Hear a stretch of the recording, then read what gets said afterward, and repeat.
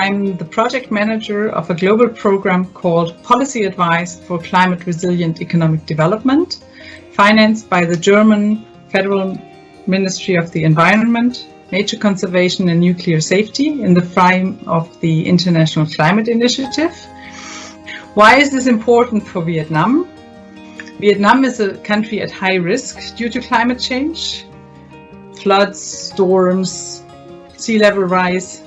This has and will have many impacts on sectors of the economy as well as on society.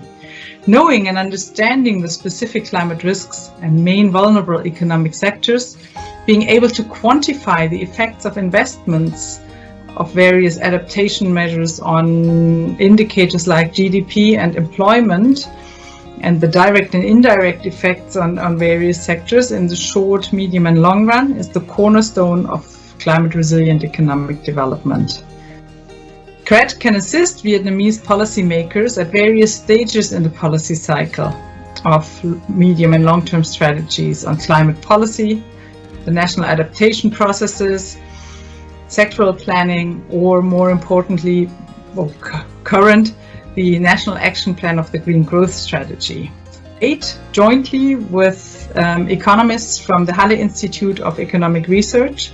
and our implementing partner, the Central Institute for Economic Management, CRED,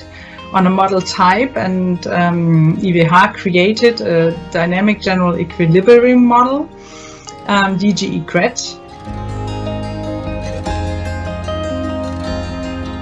The Dynamic General Equilibrium Model for Vietnam implements standard modeling approaches from the economic literature.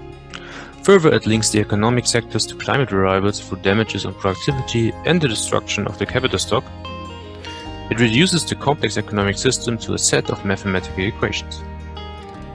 We will use reports from sectoral experts to define damages and to evaluate adaptation measures for Vietnam. After we gather this information from the sectors, we can use the DGE CRED model to simulate the economic effects of climate change and potential adaptation measures on the Vietnamese economy. Simulation results of the DGE CRED model can be used to evaluate the effectiveness of different adaptation measures. In this figure, we see consumption for the SSP 585 scenario with and without adaptation measures. These are preliminary results and are only used as an example for the application of the DGE CRED model. According to the simulation results, climate change will reduce consumption by 2 to 3% annually until the end of the century. Adaptation measures in the transport sector are highly effective in reducing this impact until the mid of the century. In the second half of the century, adaptation measures addressing the housing sector are more effective in reducing the consumption gap. This application supports policy decisions by quantifying damages and benefits of climate change and potential adaptation measures. We hope that this project will contribute to a better understanding of the impact of climate change and adaptation measures on the Vietnamese economy. Tổ chức Hợp tác Quốc tế Đức và là cơ quan quản lý cái dự án CRED và cùng hợp tác với Viện Nghiên cứu Quản lý Kinh tế Trung ương, thì cũng phải nói là Tổ chức Hợp tác Quốc tế Đức thì cũng đã hợp tác với Viện Nghiên cứu Quản lý Kinh tế Trung ương trong hơn 2 thập niên vừa qua, và cái quá trình hợp tác này nó dẫn đến những kết quả rất tích cực, rất bền vững, mà điển hình nhất là việc xây dựng cái năng lực của Viện Nghiên cứu Quản lý Kinh tế Trung ương trong việc ứng dụng các cái mô hình kinh tế lượng vĩ mô để phục vụ kinh tế của Việt Nam, và trong đó thì có công tác liên quan đến phân tích chính sách và dự báo kinh tế. Và đến bây giờ, mặc dù Tổ chức Hợp tác Quốc tế Đức đã dừng hỗ trợ cho cái mô hình này, thì nhưng Viện Nghiên cứu Quản lý Kinh tế Trung ương cũng đã có đủ đội ngũ, cũng đã có đủ năng lực và tự trang trải cái nguồn lực để duy trì cái mô hình này. Và trên cái cơ sở bài học đó thì chúng tôi tin rằng cái việc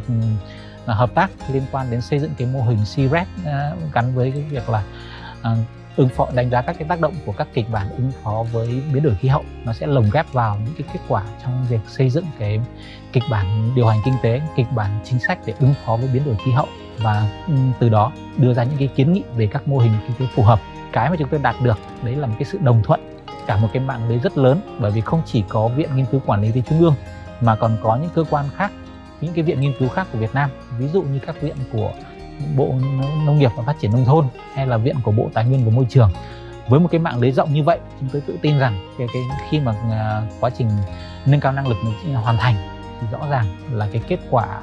mà chúng tôi thực hiện được nó sẽ đáp ứng không phải chỉ yêu cầu của Bộ Kế hoạch và Đầu tư mà còn cả những cái bộ chuyên ngành, ví dụ như Bộ Tài nguyên và Môi trường, Bộ Nông nghiệp và Phát triển Nông thôn.